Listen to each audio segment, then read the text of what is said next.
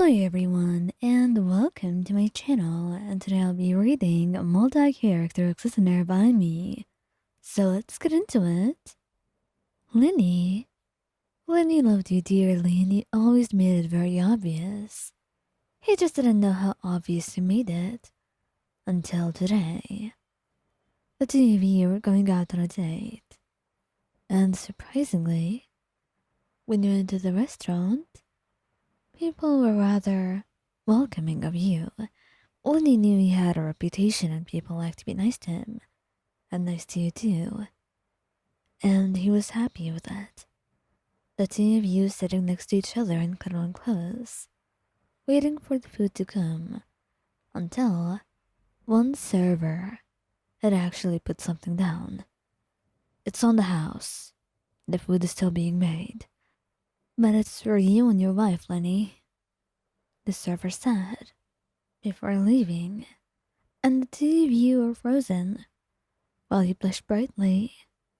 But if he was blushing brightly, then you were entirely red, because you were blushing 100 times brighter. He looked at you, and then he chuckled softly. My apologies, Wayan. I didn't know this would happen, he said, but you smiled at him, holding his hand. I don't know if this is too forward, but I think I would like that. I would like for us to get married. I'm not really sure what you think about it, but I've always wanted this. I don't know how you feel about me, and if you would like this, but I love you, Lyney. And there's nothing more in the world that I would want than to be by your side and be with you in every way possible. So, I didn't prepare for this, but I don't think I would mind to be your wife. It's not really a proposal, but you can consider this one if you want. You say, and you catch him staring, and you think that you've seriously messed up and you shouldn't have said that, until he kisses you right in the middle of the restaurant. And that's when he knew you made the right choice, and that he was more than happy to hear what you had to say. Scaramouche. Scaramouche did not know what to say when some people would make comments about his relationship with you. Honestly, some people had a lot of audacity. Some of them were very noisy and very nosy as well. And he had no idea how to deal with it. He was not really the most social person around, and not the most accepting person either. So, what was he really supposed to do? He had no idea what to do when it came to this. And usually he would ignore it, but today was a different case. He had never heard someone do this before. And even then, it was never when the two of you were together. Usually it was just people who knew him, teasing him about this relationship that the two of you had. In a loving way, of course.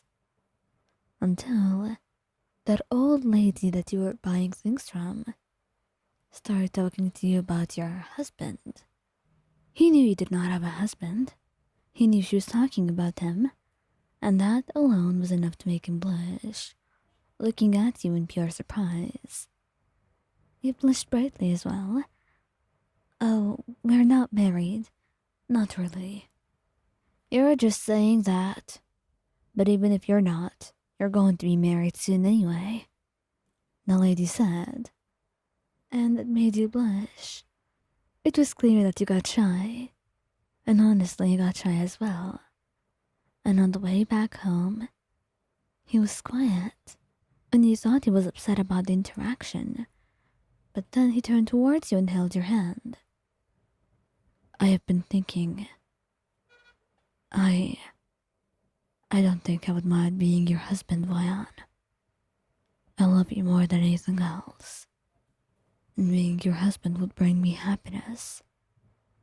It would bring me a lot of happiness, Vayan. It would mean the world to me. I'm sorry if I made things awkward back there. It's alright, Scaramouche. you say, hugging him tightly and kissing his cheek. And it would bring me a lot of happiness as well. I'm glad that you were able to talk to me and that you thought about this. You're really sweet. You tell him. He's not really sure about sweet, but he tries. And he's happy that you're okay with what he's doing. Xiao? Xiao had no idea what to do when it came to this. He was very awkward with most people and in most circumstances and situations. So, being put into this position so suddenly, he had no idea how to respond and was extremely embarrassed and nervous. You. Did you just call me your husband? He said, looking at her friend as she left. And now you're just hoping that she didn't talk at all or even come. It was an inside joke between the two of you, and for the most part, well, there was nothing really inside about it. She just knew that you wanted to marry him, and she called him husband material, and so it went on, with her calling him your husband, just to manifest it into reality. And here he was, finding out about it all. You didn't tell him the origin of it, telling him it was just a joke and there was no reason to pay attention to it. Except, he was more keen, even though he was embarrassed by the entire situation. You can tell me, Ryan. There's no need to hide it. Would you like that? Would you like marrying me? He asks, and once you look at him, you can see the emotion in his eyes, and the way he seems almost desperate. Like he wants this. Like he's been hoping for this moment. And that's when you just nod, blushing brightly. Yes. I thought you would know that. I'm head over heels for you, Xiao. I want any future that has you in it. There's no reason to ask. You tell him. And he smiles, even though he was very embarrassed earlier, and he's still shy right now. He wraps his arms around you tightly and leans in to kiss you, something he doesn't usually do. But call him a sap, or someone who was very overwhelmed with the amount of love, but that was really what was going on for him, and he was going to show it to you. There was no reason keeping all of that love inside of him. Not if it was not going to go to you in the very end.